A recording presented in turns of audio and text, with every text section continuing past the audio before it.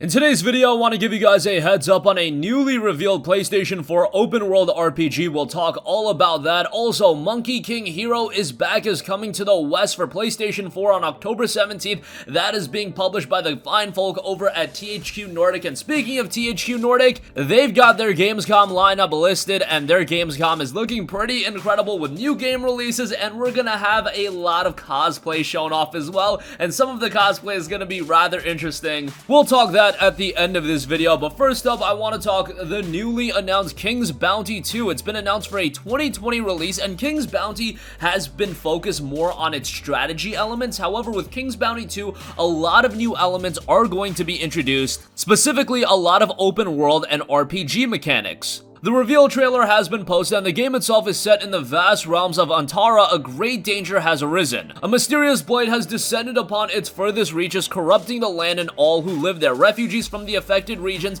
have begun arriving in the kingdom of Nostria, putting food and resources in short supply. Once living souls, blight-distorted creatures now roam the countryside, leaving chaos and destruction in their wake. The land itself fights for survival, giving your decisions greater weight than ever before. How will you forge Antara's future? It notes, in addition to the tactical depth fans can expect from its combat, immerse yourself in the fantasy world with a whole new view, non-linear narrative, and deep RPG mechanics that give weight to your every decision. The game touts an interactive and cinematic story told through the lens of a highly cinematic experience. King's Bounty 2 puts the choice in players' hands rather than their mouths. Embracing classic RPG traditions, players are frequently faced with difficult moral choices that have far-reaching consequences for the fate of the realm, but instead of hinging on simple dialogue choices, it is the player's actions that hold the true weight. Landscape matters when players enter combat. The battlefield directly reflects the specific part of the world map that they're traversing. This forces players to consider their surroundings before entering combat to minimize potential risks or even try to give themselves the upper hand. There's gonna be no more flat areas, new character development systems, unique squads, tactical depth on battlefield, and a unique blend of realism and fantasy. King's Bounty 2 is scheduled for a release in 2020, and this hasn't been a franchise that's really been associated with the PlayStation 4. More so, it has been a PC series.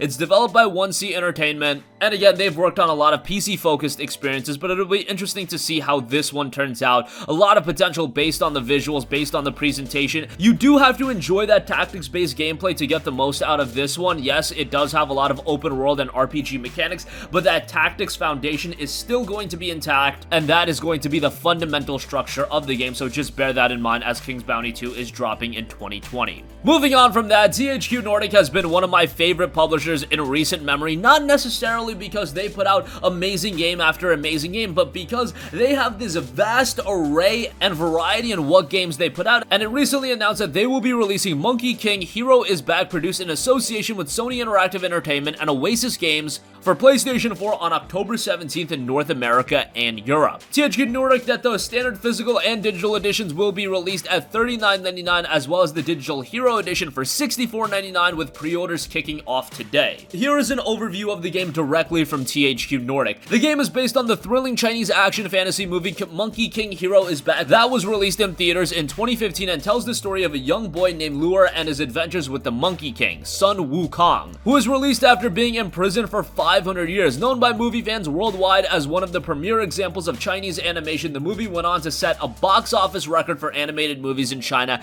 at the time, grossing more than $160 million upon its release. With Monkey King Hero is Back for PlayStation 4, Sony Interactive Entertainment has teamed up with Octa Animation Studio, the studio behind the movie's breathtaking visuals, to create a game faithful to the look and feel of the movie. Like the movie, this action-adventure game tells the story of the young monk Luer meeting his hero Sun Wukong, but places the focus on the Monkey King himself while also introducing players to various stories and subplots not found in the movie. Together, Sun Wukong, Luer, and Pigsy embark on a journey of adventure while deepening the bonds of friendship between them. Players assume the role of Sun Wukong and use his mystical skills and abilities to defeat the assorted foes before them. The game immerses players in the middle of their own tale of adventure while also enabling them to experience the rich and deep story the beloved movie is known for. The Monkey King Hero is Back Hero Edition features the main game plus the season pass, consisting of 2 additional stories available as DLC, Uproar in Heaven and Mind Palace. 2 in-game costumes are also included for the protagonist, Tuxedo, and the Dashang Doll. On top of all of that, you'll also get special items that can be utilized within in-game. Pre-orders are live right now, and again, it is being released at a budget price point, $39.99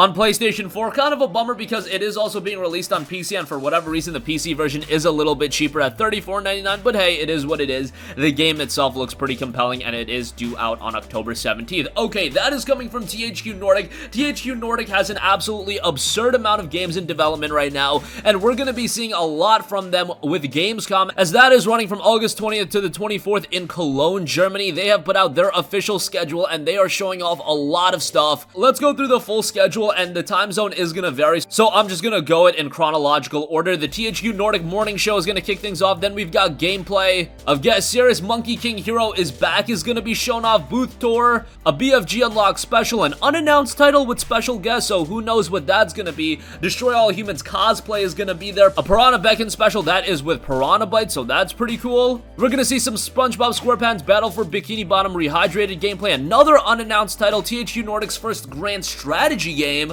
and you've got more stuff about SpongeBob SquarePants Battle for Bikini Bottom. Darksiders Genesis is going to be shown off. More Monkey King Hero is back. El Hijo, Desperados 3. On top of that, Splitlings is going to be shown off, another unannounced title, so who knows what that can be. Can we get Kingdoms of Amalur remastered as one of these games? I would love that, but I think Saints Row 5 might be one of these games as well. And they did no talk and gameplay with some special guests. And lastly, you've got Wreckfest and Darksiders cosplay special. I'll leave a link down below in the description box. That was a little bit hard to follow for me, but they've got it pretty nicely scheduled out, and I think THQ Nordic is prepping up a big Gamescom. Again, they're not going to have those big budget games that's going to generate millions upon millions of views and that are going to sell millions upon millions of copies, but they've got a vast catalog of games, and games that I think are going to perform very well commercially. We've seen the THQ Nordic business model. Their business model is not about creating the biggest budget game possible. It's about creating a game within a financial budget, creating a quality game at that, and selling enough copies so you can make a decent profit, and then reoccurring the cycle and continue to pump out more and more games and create some interesting games at that as well. And that's what you're seeing. Who would have thought that SpongeBob SquarePants Battle for Bikini Bottom would get a remaster? I certainly didn't. Who would have thought that Destroy All Humans would make a comeback? Who would have thought that they would have all of these games a reinvigorated focus in the Darksiders franchise? I can go on and on, acquiring IPs like Kingdoms of Amalur. THQ Nordic, for all of you guys that have those games that in the past you were like, man, this is such an underrated game, I would love to see it be revitalized. Well, THQ Nordic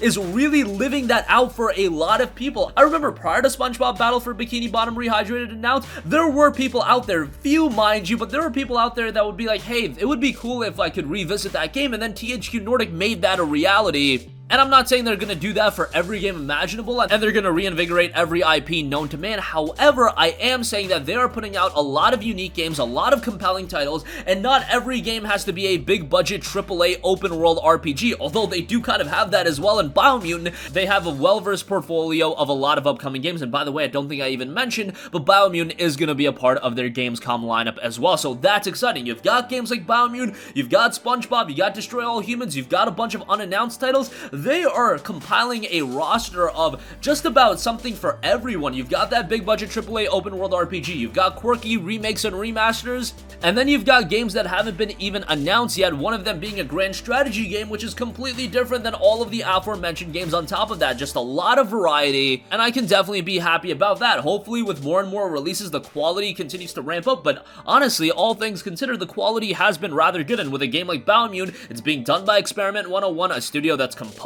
of people that worked on games like Just Cause. That game has a ton of potential, and I see a lot of the other games having potential as well. So enough about my rambling about THQ Nordic. That's gonna conclude this video. Again, a brand new open world RPG is coming to the PlayStation 4 with King's Bounty 2. Monkey King Hero is back, is coming to the States thanks to THQ Nordic, and it will be released at $39.99 on October 17th, and THQ Nordic's Gamescom 2019 live stream schedule is up right now, and it is looking to be a fantastic show. 3 unannounced games, 13 games in total, cosplayer interviews, developer talks, and much more. That's gonna conclude this video. Sound off with all of your thoughts in the comment section down below. Thank you for watching, and goodbye. Hey guys, we hope you enjoyed the video, and if you did, make sure to hit the subscribe button, and if you're already subscribed, do us a favor and hit the bell icon. This way you'll be notified whenever we post a new video. That's the best way to keep up with all of our uploads, and we usually try to upload 2 videos a day. And with the bell icon hit, you'll be notified whenever we do upload a video. As always, thanks for watching.